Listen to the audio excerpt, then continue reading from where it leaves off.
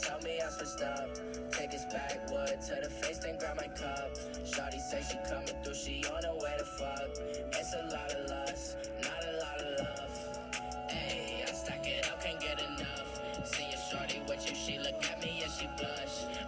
What's up, everyone? Welcome back to episode 2 of D3 Dropouts. I'm Brendan Hands. I'm here again, joined by my co-host, Connor Ziparo. Connor, it's been a few days. How you doing? What up, B-Dog? It's good to talk to you again. Obviously, we're live. You can see our ugly faces again today. Lots to get into on this weekend, a huge weekend in sports, specifically in the NFL. So I'm excited to give you my opinions on it. Oh, yeah, and we got a great show. We're going to start off with some news, really just one news story that I think broke since the last time we recorded. It broke after. We just didn't talk about it. So we're going to jump right into it. Jared Porter hired as the Mets GM. He's fired. Connor, do you want to break the news to everyone why, or do you want me to do it? So my mans decided to send 62 unsolicited. Sorry, I'm not an English guy. You're good. It is my first language, but it's not my best language.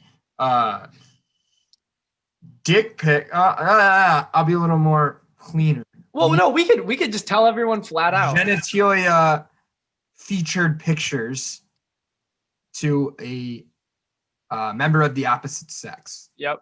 And basically, we'll dive a little bit more. We'll give them a little 62! more. Exactly. That's the big number right there. 62. So basically, they went back and forth for a little bit, and then she stopped responding. Like, she wasn't interested anymore. And he came back with 62 messages unanswered, and then a dick pic at the end. And that's okay. Yeah. So the last picture. I thought he said his dick 62 times. No. He sent a bunch of pictures of his cock that much that he sends it 62 times. I think the big one that people are talking about, he was sending a bunch of mirror pictures, like trying to flex. And then the other one that everyone's talking about is he sent like a bulge picture. He was like laying on the couch. Yeah. Yeah, you know what I'm talking about. Yeah. So honestly, here's the big. So I just found this out yesterday, but apparently, and this is true, ESPN knew about this in 2017 when it happened and didn't say anything, didn't come out and like say anything. Because the journalist who like it happened to, she was like a foreign correspondent at the time.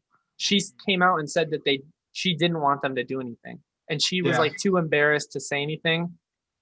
Here's my thing. She is, to this day, right now at whatever time it is, 1:48 on January 22nd, she is still anonymous. Nobody knows who she is. So what was stopping her in 2017 from putting this scumbag, getting him fired, and then, like, what was stopping? That's my question. What was stopping her from doing that? I think what's stopping her is the classic, like, she's, like you said, she's a foreign correspondent reporter, and that's I don't think he was he was not general manager of the Mets at the time, but that is a very high up in professional sports executive. So you think she waited till he got to the top and then went, fuck this dude? I don't even say like that. I think there's some fear involved in that. Like, it's a man and a woman. Like the man is in power. The man is in a powerful position to hurt you. And I don't think she wanted to jeopardize her career by coming out with it. It's scary when you're a victim of something like this. It's hard to know what to do. It's hard to know how, like, what the right decision is, because you don't know how, if she comes out with it, how it's going to affect her career. She could get fired. That's true. She could get demoted. She could, be put on a pedestal for what not to do. Yeah, that's true. You do what she did and you live with it. Not saying either is right or wrong. It's her decision. She was a victim of just disgusting act. And I think it should always be their decision. So you know what, you swayed me. I agree with what you just said. So we're gonna pull it back a little bit just so that we can kind of get back into a lighter mood. So another question I have for you: what is the most that you send unsolicited to a girl, text wise, not dick pics, before you go, all right, she's not interested? Because it's not 62. Yeah, it's definitely not 62, but we've all been there. We're like, oh, this girl's so bad. I just want to, like, you know what I mean? Sure. I would say for me, probably 5 is the max, and 5 definitely done it before. I would like to say I don't think I've ever done more than 3 or 4. Okay. To say I wouldn't do more than 3 or 4. Yeah. Um, I think once you get to a certain point, like even I'm guilty of not taking the hint that she's not interested. It's just sometimes I think, but you would never, ever, ever, ever unsolicited body pics ever. Yeah. Never do that. Never I think do that. after a few times, it's like it's the definition of insanity, which is doing the same thing multiple times in a row and expecting something else to happen. The definition of insanity. I think that's after a handful of times, it's what it is. So you have to be a little bit of I don't know if like he's not getting at home or what's the deal with his situation, but that hornball should no longer be and is rightly fired. I agree. All right, we'll move on. That was it for news. Really, the only other news that I had, I don't know if you're going to like this or not. It's Friday. Today is the first day of online sports betting in Michigan. Barstool just launched their thing. I just wanted to talk about that for a sec. I was going to go down and see them at Greektown Casino. I get in the car, I start going, and good thing I had my Twitter notifications on. Dave Portnoy tweets out, he's like, if you're planning on coming to Greektown, he's like, they're not going to let you in. There's no big groups letting in. So I'm glad I saw that. But now that online sports betting is legal, we're going to have a little bit more power on this show. Yeah, so I signed up for basically all of those online sports books and just got like their free money. Free money, yep. A lot of them you can get 10, 15, 20 bucks of just free money by just signing up and maybe a promo code or something. Maybe we'll try and get on there. Hey, Barstool, give us a promo code. Yeah, maybe if Barstool, I mean, all I'm saying right now is that if you sign up right now with Barstool Sportsbook this weekend, Penn will match your first time deposit with a donation to the Barstool Fund. And it's going to small businesses in Michigan. So it's helping people in Michigan. Yeah, it's a good cause. 625,000 already raised for Michigan businesses. That's crazy. Yeah, I'm excited with the sports books being allowed in Michigan. You're gonna get a lot more on this show, action wise. So I'm gonna start doing weekend parlays on our Friday, Saturday podcasts. Absolutely. Actually, if you want, give you a little more information on sports. When we talk about college basketball, we can talk about the parlay, the Michigan basketball parlay that they have. It's like a bunch of different picks. Okay. But anyways, let's jump right into the NFL. We got 2 games for you this weekend. Championship weekend, boys. It's Sunday, finally baby. Here. And Connor, I'm thinking maybe not a live show, but like we got to do something for it. Yeah, we can. All right. Packers Bucks. We got the over-under sitting at 51.5. We got Packers minus 3.5. Yep. I'm going to take the Packers minus 3.5 here. I think they win by over a touchdown. I think it's a 10 to 14 point game. I think they blow them out, but I don't think it's a per se turn the TV off in the first half blowout. But I do think they win by 2 or more scores. I think the Bucs defense has been good but not great in the playoffs this year. I do think they're a respectable defense. But the way Aaron Rodgers has played, he's putting up 30, no problem against anyone. I think that rolls. I think he played a B+ game against Los Angeles Rams last week. I think he steps that up and plays even better. I have them scoring in the high 30s this week. I think they have no problem with the Bucs defense. As for Tom Brady, he's been very mediocre. He's been good enough to win games, but nothing great, nothing like prime playoff Tom Brady as expected as he's 40 years old. I think he continues that. I think he plays fine. I think the only way the Bucs can win this game is if Aaron Jones fumbles or Aaron Rodgers turns the ball over. And key for the Bucs is not turning the ball over, because I do think that Tom Brady on the big stage in this game, because he's going to be trailing a lot, is going to try to force throws. And I do see him throwing 1 or 2 interceptions. If you have a prop bet for that, take the over on that. I do think the key is I think the Bucs are going to turn the ball over more than the Packers. And usually you win the game if that's the case. And I think the Packers do win this one pretty easily. How about you there, B-Dog? You know what? You kind of made me sit there and think for a little bit. So the over-under's at 51.5. I'm going to take the Bucs plus 3.5. I think they pull it out by just a hair. I'm going the final score. I'm going to take like a 30 to 24, 28-24. Final score, Bucks. Okay. I'm going 38-24. 38-24. All right. I'm going with the over. Should I do 30-24 or 28? Well, 28-20, they're both over, but I'm going to take the over for sure. I like, to me, like, how can you possibly like go against the MVP? I've learned my lesson about betting against Tom Brady. Yeah, but it's not. You got to learn your lesson about betting against Aaron Rodgers too. The Packers have learned that. They tried to draft the quarterback this year. What did he do? In his mid to late 30s, he's putting up a career season. Is my MVP candidate this year, and I just don't think Tom Brady has enough in the gas these days. I don't think this is his last season as he makes his 14th conference championship, but I think the Packers are the best team in the NFL right now, even better than the Chiefs. That's my hot take of the day. Boom, mic drop. Crap. Dude, I don't know what to take. I had Bucks written down, but you're making a good fight for the Packers. I'll take the Bucks just to play devil's advocate. Why not? Okay. The problem, I'm taking the Packers. Fuck you. No, fuck you. We agreed, but I'm still. This is what I do, people. I can talk you into anything. I'm like a magician with words. You're not changing my next game's pick. We'll go right into it. Over-unders 54. Sure. Chiefs -3. Chiefs Bills. I'm taking the Bills +3 with the over. Brendan, you man. Yep. I'm riding the Bills into the Super Bowl. I told you that. I don't know. All right, so I don't necessarily disagree because here's the case. As we sit here today, Friday afternoon. At 1:57 p.m. Yep. Thanks for the time, guy. Eastern Standard Time, in case you were wondering. Detroit. Yep. We don't know if Patrick Mahomes is going to be suiting up on Sunday.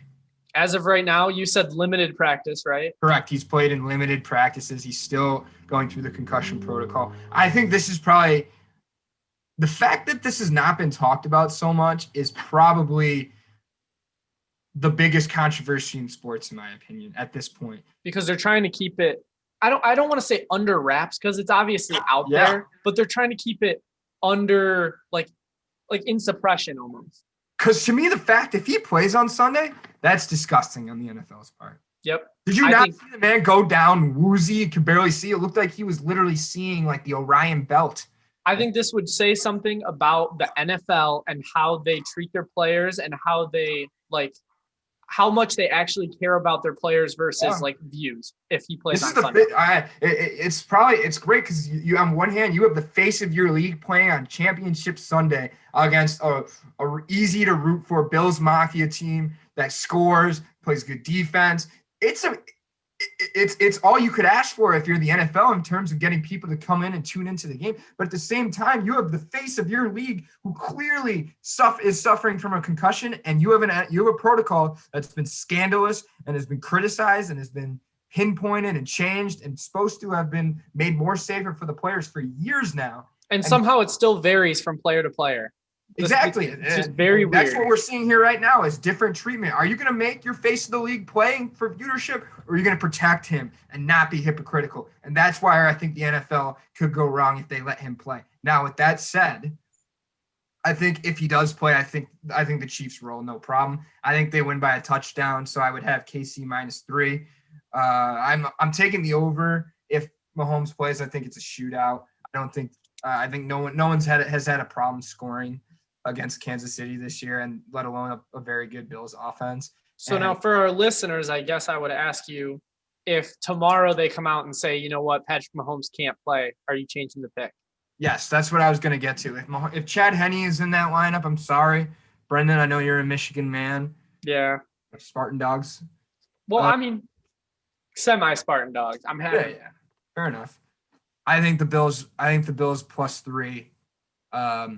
Still over though. I'm still taking the over either way. No, I think it totally depends on Patrick Mahomes. He really over. It's 36-40, and if he does not play, Chad Henne, it's the under. It's 27-24 Bills. All right, so then can I do a split if he played just for the over though, not for my pick? Because that actually makes sense. I'm saying with Mahomes, the Bills win, and I'm picking the over. without Mahomes, Bills win. I'm picking the under. Fair enough. Yeah, I mean, like I said, I think it purely depends on if 1-5 suits up in a Kansas City red this weekend at Arrowhead. And I had a final score written down that I read it on ESPN that somebody picked. It was going to be 33-28 Bills. So I just wanted to throw that out there. Okay.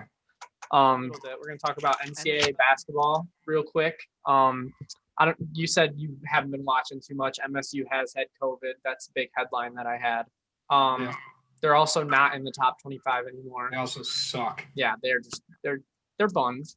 One thing I'll say, since we haven't really gone into Michigan State, and that's my team, is I was very adamant about this team this year because I thought, although they lost their two best players in Xavier Tillman and Cassius Winston, obviously, I still thought there's so much depth on that team, and there's guys that can score, and there's guys that can play minutes and deserve to be playing on the court. It's not like the problem where you only have 6 or 7 guys that deserve to be, say, 8, 9, 10 guys deep that deserve to be out there. The problem is right now, they don't have anyone to step up and be the leader, to step up and say, hey, I'm going to take the shot. Hey, this isn't okay. Hey, this is where we're going to be, okay? This is where we need to be. They have no one like Aaron. Their two best players right now are probably Aaron Henry and Joey Hauser, Joey Hauser has been pretty good. I still don't think he guards the big man well. Offensively, his game has been good most of the time. Aaron Henry, on the other hand, is probably the most explosive offensive player Michigan State has, and he's shown it in glimpses. Oh, yeah. But he's so inconsistent. He likes to be wild and sporadic. So are guys like Rocket Watts. And then there's senior leadership such as the bald man himself, Langford, who, my God, dude, you can try buffing a car for 2 hours and that head is still shiny. Still shinier. Yep. Yeah. That's a good one. People can probably see the reflection in that thing when he's guarding them. Anyways, he hasn't taken that step. He was better than Cassius before he suffered the injuries. And now you've seen him. He's been fine. He's been okay. But I expect more leadership out of them. I think the leadership is lacking. I don't think they have that guy at the end of the day that says, I'm going to take this shot. We're going to make this play. I'm going to pass the ball to this guy, and this is how it's going to roll. Instead, everyone's just kind of looking back and forth at each other, like who's going to take the shot, who's going to be the guy. And You can't have that if you want to win in the Big Ten, as we'll get into. I agree. And I guess that'll just funnel us right into my next little news headline that I had. Duke is not in the top 25 for the first time since 2016. Did you see that? Yeah, and it's Duke, Kentucky, and UNC and Michigan State. Yep. Are like the 4 or 5 blue blood. Kansas is a top 10 team, but four of the biggest blue bloods in college basketball historically, all not in the top 25, which is something unprecedented. And I would almost go as far as to blame it on COVID. Yeah, just flat out say COVID season, buddy. Sorry. Yeah, I don't think Duke has a great team this year. Carolina's been this is the second year in a row that they put out a poor team. Kentucky, same thing. I think that I just don't think they had. I think COVID contributes, like you said. I don't think they had good recruiting classes, but not great as they have been in the past per se. Yep. They've lost a lot of veteran leadership. And I think the teams that are starting to be in the top 10 are the ones that are taking this year and maybe last year's recruiting class. And that's why these teams are starting to fall off a little bit. We got Gonzaga, who's number 1 still. Absolute wagon. Baylor, amazing. Villanova. Those top 3 are good. Really good. Okay. After that, Iowa, Texas at 5, Tennessee at 6, Michigan at 7. This was as of 2 days ago, I think. I wrote this down 2 days ago. 8 is Houston, 9 was Kansas, and 10 was Wisconsin. So that's in just the top 10, you have 3 Big Ten teams. 3 Big Ten teams. In the whole top 25, you have 6 Big Ten teams. So this just goes back to the same theme that we've been talking about since the beginning when we talked about college basketball, that the Big Ten is still a very dominant basketball conference. Yeah. I mean, every night I think it was even more than 6 were ranked at one point. And I think the most that we've had is 8 because MSU was up there. And because they have to play each other every night. When you have to play a top 25 or a borderline top 25 team every night, I mean, you're not going to win every time because they're so even and it makes the conference competitive though.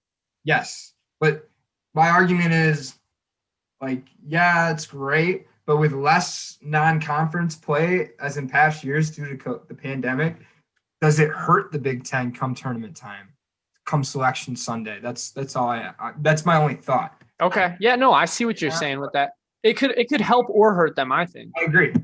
It could hurt. It could help them in the sense of teams aren't going to have 5 or less losses this year because guess what? You're playing a respectable program every single night. But you're also not playing any teams that are like super teams like we've seen in the past. Not super teams, but like insane teams like we've seen in the past. They're all good, really good basketball teams. Yeah, in the Big Ten. Yeah. And in general, to be honest, I think Baylor's a wagon, but I really only think Gonzaga is the only super team this year. Yeah. Yep. I agree. So the only other thing in college basketball, the dates were released for the tournament. That's official now. I'm not sure if they released the details about the bubble. Do you know anything more about that? Or it's taking place in the state of Indiana. I know that. See that, which is cool. Hoosier City. Yeah, that'll be cool. Good for the state of Indiana, I guess. Good for you guys. Yeah, you guys get to host the March Madness tournament. Maybe we'll go down and see a game if they're letting people in. It's not too far. It's kind of far, but not really. I don't know. We need to start making like merch or something. Yeah, well, we gotta. Because I gotta make some money if we're gonna do that. Yeah, that's true. Merch. We don't have it yet, but buy some. Yeah, buy if they like made the orders. If everyone sent in their orders before we bought the merch, then we could just buy the merch for them. That would work. Yeah, we could figure something out. That's behind the scenes, folks. You guys aren't gonna get to hear those kind of. But comment below if you want some merch. You're not cool enough. We're getting into the last segment of today, which is just very quick. I got 2 little topics for you. One, maybe one. Just I'll ask you about real quick. Pierre-Luc Dubois got benched last night. Yeah. You know more about this topic than I do, so I'm gonna let you kind of give your take on this. But what do you think? Yeah, so I went into it on a podcast a couple of weeks ago that we didn't put on YouTube. And that the situation is that their 3rd overall pick a couple years back, 22-year-old Pierre-Luc Dubois, who's their number 1 centerman, one of the best players on the team, requested a trade publicly right after signing a 2-year, couple $1 million deal. I mean, I don't blame him. Columbus sucks. Ohio sucks in general. Why would you ever want to play in Columbus? No offense to anyone in Columbus. There's not much going on there. It's a cold city. They're never a power market. But it's rare for such a young superstar, or not even a superstar, such a young player who got drafted by that team. That's the team that took him. That's where I stand, is that like, you're 22. Yes, you've been good, but you haven't reached that level to me where you can turn your back so quickly on the team that drafted you. That's my take with Pierre-Luc Dubois. And the problem was last night that he wasn't playing. He was playing half-assed. You can't, if you want to trade, I'd be giving it 110%. No matter if I like the city, no matter if I like the coach, a lot of people are speculating that it's because he doesn't like John Tortorella, who's one of the most, obviously a military-esque coach, has been in the media for years as being a hard-though. A lot of not necessarily a player's coach. A lot of players have had a problem with him in the past, but he's won. He's a successful coach. And he went out of himself, which this is kind of where I take Luc Dubois' side a little bit, is that Tortorella shouldn't have gone into the media and said, I play the guy. I'm going to play the guys that want to be here. He had a good camp. I don't know what to say. I don't know what the future holds. Just don't say anything. Don't make the situation internal, and maybe it won't look so bad in the media. Maybe it makes Columbus look like a joke. Another thing. Sorry, go ahead. Yeah, if Pierre-Luc Dubois wants out, if I'm an organization, I know he wants out. I know that I can get a little less for him than I would have, right? Because it almost looked weak the way he's saying that. Yep. And so anyways, he played the first couple games, limited minutes for a first-line centerman. Then last night against Tampa, they cut it real short. 4 shifts, and he came out in the second and third period and did not skate at all. And time loss. And I think something else that kind of goes on Pierre's side a little bit more is we, as not even just we as dropouts, but we as everybody don't know what's going on in the background. Yeah. Behind the scenes. The coach could be a complete asshole to him. We have no clue. But he could be well known that he's an asshole. So there's a good chance that there's probably more going on, but we have no clue. So we have to speculate about things. I just don't understand if I'm Tortorella, and I get if he's giving you a half-ass, you can't as a leader, the coach of the team, the guy who's deciding front runner. I guess you make an example of him. He has to make an example of him, but at the same time, if he's not no one wants him if he's just going to sit on your bench. Mm-hmm. So, anyways, I think the Wings should get him. The win that would actually. That's not a horrible. We actually had a comment. I don't know if you saw it on our last video. They wanted us to talk about the Wings. Oh. Yeah, so we didn't talk about the Wings enough, apparently. Yeah, so 2-2 start for the Red Wings right now. I mean, I talked about it with Owen on a prior podcast. We should get the hockey guru back on. Yeah, we'll get him on next week, maybe. Yep, we'll get next episode. I would plan for the hockey guru to be here. Okay, that's what we're calling him. Yeah, but I think what we talked about is that the Wings are clearly on the right path. They're clearly better than last year, which isn't hard to do. They were the worst team in the league last year. They're still nowhere near a playoff team. They're still a bad team. But Yzerman's done a good job of bringing in pieces to make them start to look competent. And Bobby Ryan signs a 1-year deal. The way he's playing with 3 goals to start the season, where I think we're going to get good prospects / picks for him at the trade deadline. Nemestikov, we have the young stud line in Mantha, who's not really that young anymore, Larkin, and Bertuzzi, all great players to build around. And it's on the up and up, I think, for the Red Wings. They're still nowhere near there. But I think you add a piece like Pierre-Luc Dubois and maybe you do give up some prospect, but he's 22 years old. In a sense, he's a prospect, and he's a proven third-year veteran who has been a number 1 centerman, who would be our number 1 centerman. He's better than Larkin. He's better than anything we have. So you're saying he's the best of both worlds. He's a young guy, but he's also a veteran almost. Yeah, he's a young guy that could be around here in the future when we have built up the team. I agree. And why we don't know that all these prospects or all these picks are going to turn out. We do know that this kid is for real. That's kind of where I stand. And I think the Wings should go for him. I don't know if they will. That's we'll keep covering that as we get weeks and evolving situation, obviously. Yeah, definitely. We'll see if they even let him start talking to other teams. Is that how that works? Would he start talking to other teams, or would other teams come to him? No, other teams comes to the GM. It's all through the GM. He has control over whether if he gets traded or not. All right. Well, that's all we got for you for D3 Dropouts episode 2. Thanks for watching. Don't forget to leave a like and subscribe down low. Share this with your friends. It really helps us grow. We had a good little fan base show out for our first episode. Let's try to get doubled this time. Yeah, like I said, we're gonna get more sports. You want to hear about sports from 2 of your peers almost. It's a good forum to kind of keep up to date, see what we're thinking. If you want to start placing some bets, we're gonna get into that with the sports books opening up in Michigan. Absolutely. And give you, before we head out, my weekend can't lose weekend parlay for this weekend. I'm gonna give you on these Fridays. I'm gonna give you. I have 2 NHLs and then I have a football. Okay. So I'm going to try and do 3. If they keep going well and you guys like this segment and that you're betting, you're using my parlay and making money off it, maybe I'll go to 4 or 5 teams and I'll switch up sports. This weekend, I'm going to pick a game from Friday night, Saturday night, and sometime during Sunday. Yep. That's how it's going to be to start. I'll do that, but I'm only going to do it when there's college. I'm not going to guess on NHL games because I literally have no base to guess off of, but I'll do NCAA and I'll do NHL or NFL if you're going to do an NFL. So this is can't lose. Destroy me in the comments if this parlay does not hit. All 3. But if it does hit, praise him. If it doesn't hit, I am your Lord Savior, Jesus of sports betting.